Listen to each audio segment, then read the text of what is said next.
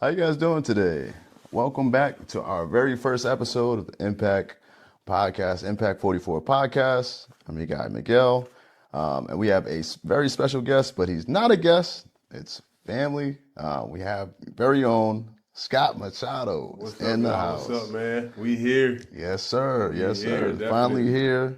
Starting to move in and everything, man. How you been otherwise? Good, bro. Good. Can't complain. Good. Yeah, man. Just trying to get acclimated to being back in the States and just Absolutely. enjoying myself as best as I can, man. Just building. Absolutely, absolutely. So it's a pleasure and honor for you to come back and be on the podcast as well.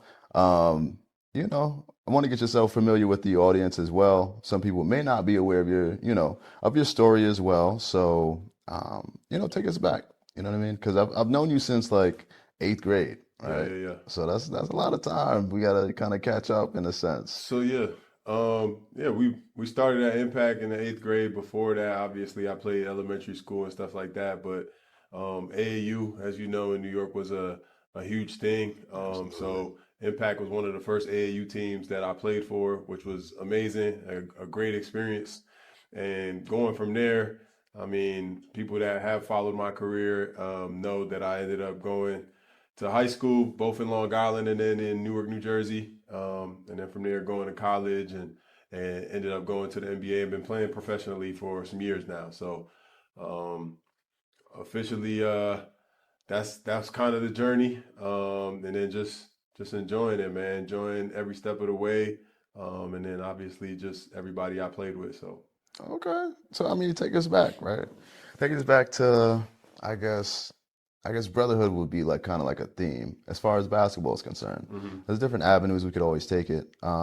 But talk to me about like how brotherhood, how that kind of shaped you growing up with your family, and also in the field of like basketball as well. So brotherhood for me is just a very important thing, just because it's something that you have to live with the people that are around you. So you kind of like want to be treated the way you treat them.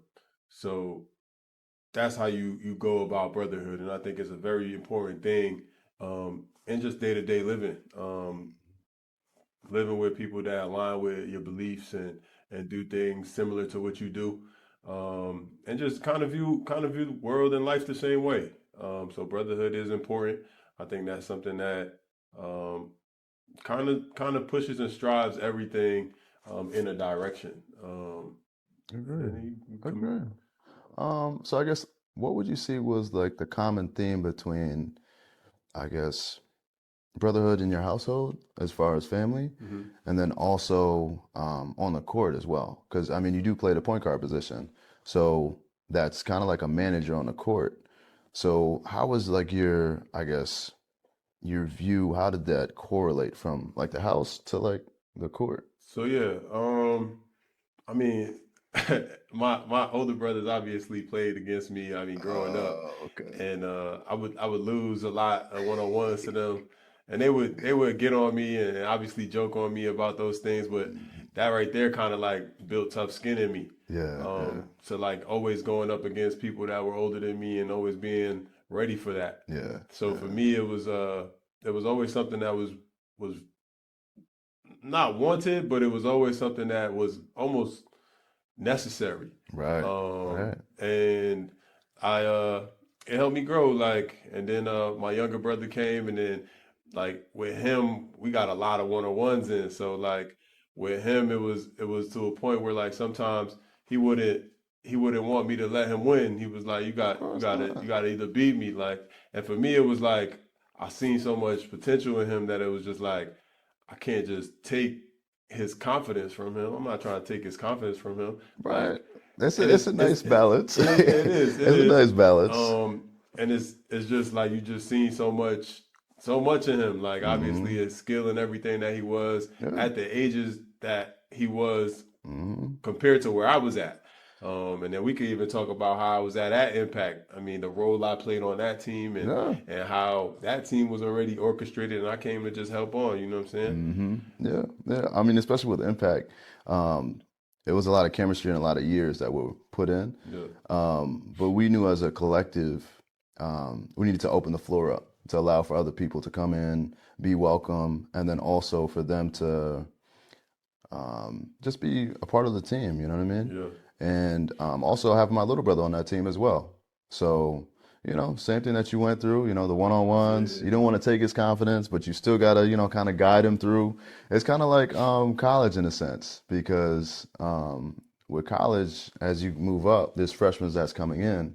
So you kind of have to acclimate them to, the team, the culture, the plays that you run. So, yeah, it's definitely a passing of the guards for sure, for Yeah, but sure. getting back to your point of like doing the management from like what happened inside of the household to even outside is just you end up playing with a whole bunch of different people that have different roles on the court. So Right. just man, not like you try to manage them because you try to be that extension of the coach on the court, but like at times some players are not going to try to hear what you're trying to say. Like, and the biggest thing is everybody having the greater goal of achieving that dub, right, for that day. Exactly. And that's the most important thing. So like in the crib, you always just felt like everybody wanted the same goal, everybody wanted the same thing. So it That's true. felt wonderful. And then trying to translate that to going outside, you wanted it to feel wonderful. You wanted Hmm. it to feel like that. You wanted it to be like, okay, I'm hooping with my brothers. You Right. know what I'm saying? I'm Right. hooping with my brothers. And that right there helped a long way. Hmm. Hmm. So yeah. But I know similar to like family, sometimes you gotta have those tough like conversations because in a family environment, necessarily you're not winning and losing every day, right? But on Mm. a team, definitely winning and losing, right? And Yeah. then different aspects comes in as far as gameplay is concerned, whether people are getting shots, whether people are getting looks, whether people are giving effort. And in a household setting, that doesn't necessarily play as huge into the dynamic. But I guess we're going to take a step forward as far as you played professionally, but even on the college years, what did that aspect of brotherhood look like in the locker room from the college aspect, and then taking that next step to where you're playing in the NBA, playing Yeah. with the Rockets, playing with the Warriors, playing with the Lakers, playing with the Jazz. So talking The to that. the the college aspect of it all, like the brotherhood there was obviously different throughout all 4 years. Hmm. But like going through that, I came in with 8 players my freshman year, so that right there was already like a battle for who's gonna get minutes. Hmm. So that already kind of was just like, you can't kind of go into this brotherly, like, you know what I'm Right. saying? Like you going in there to play for a spot, and obviously that's what it comes down to. But you go from there, and then you end up understanding like, all right, cool. People got certain spots. There's certain people that play. We're all here for the common goal, get and win. So let's do that. And then it was great, like the camaraderie and stuff that was in the locker room. It was good. It was Yeah. good for the most parts. I mean, if there was times that wasn't warranted or anything like that, like we had gloves to get it in the locker room if necessary. And that came from the older kids on the team from then. Right. So Right. and it was something that kind of just trickled down, Hmm. kind of traditionally, and that was it really. But yeah, it was good. Battled it out. If you had your arguments, you had your arguments, and that's warranted in basketball. Like not Absolutely. everybody's going to agree Absolutely. on the perspectives and everything that happens on the court. So those battles happen. Like and I think that's normal. Like I think those Yeah. battles is normal. Absolutely. And then tell me about I guess when you get to the league now, right? Because now you're not college students taking classes. Now you're Yeah. doing this professionally. Hmm. So you're coming into practice, going to games, media runs, everything of that nature. Um, how did that aspect kind of work?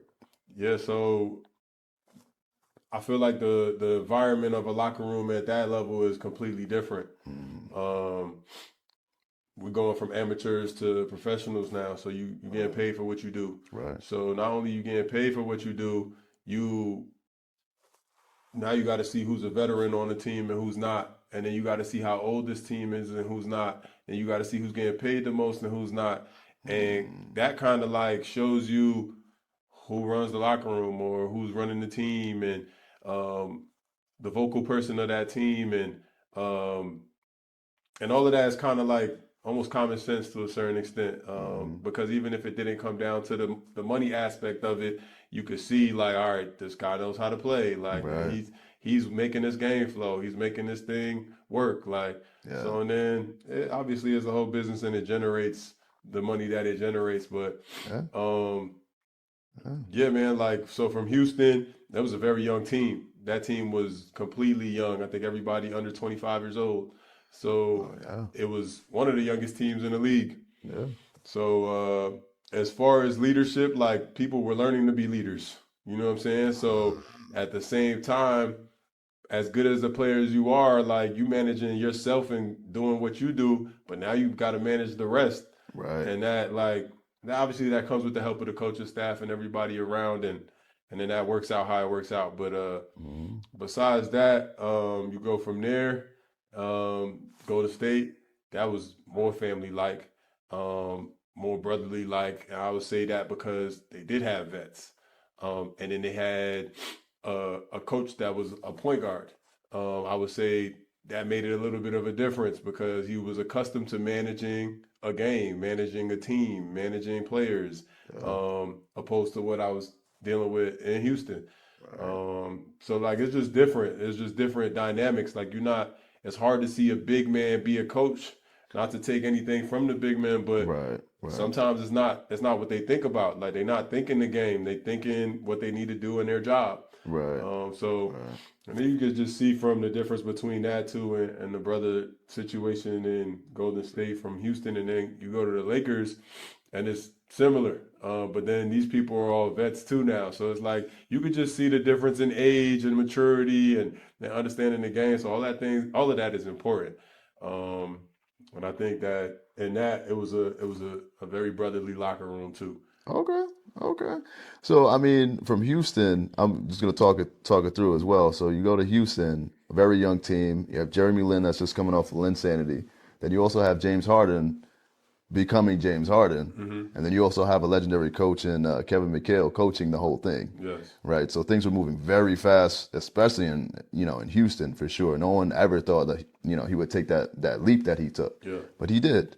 And then with the Warriors, everyone knows Steph and Draymond and Clay. Like you're there during the heat of the moment, pretty You much. got Richard Jefferson. You got like these vets. You know what I'm Ah, saying? You okay. got vets over there that like They been through know. it, so they kind of just honing in and making sure these youngins is good. Right, right. So you're seeing everything from the ground up. And then going to the Lakers with LeBron there. And not to mention, he doesn't normally run around with a lot of like rookie players. It's Hmm. mainly veterans whenever he's whatever city he's in. Yeah. But yeah, definitely established with LA after being in Cleveland. Yeah.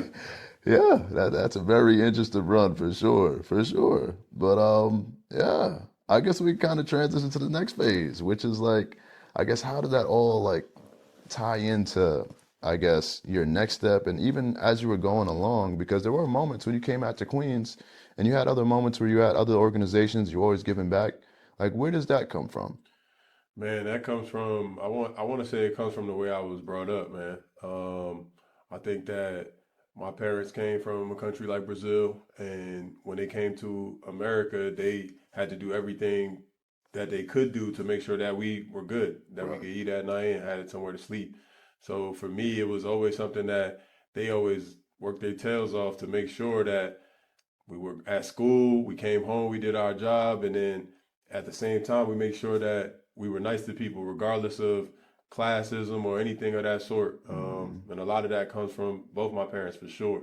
that's good. Um, but I think that yeah, it was a way of understanding like things aren't given to you. You gotta Hmm. work to go get what you want. You gotta go get what you want. Hmm.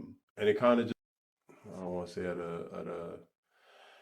at a lower I want to for lack of better words I want to say like when you don't have everything going the way you want it to go Hmm. you So like entry level. yeah Okay. you gotta learn how you gonna get it and then you gotta make sure that everybody that you speak to, I'm not talking about kissing ass, but I'm talking like be respectful and obviously want to meet people, but you gotta want to meet people, you gotta be open to wanting to meet people and listening to people and not always thinking you got all the answers. Absolutely. Absolutely. So yeah, I guess we're gonna transition. I just want to take a quick break, and just mention that Impact Youth League will be starting up in Manhattan and also Queens. You get items like this on the internet if you'd like. The link will be dropped below.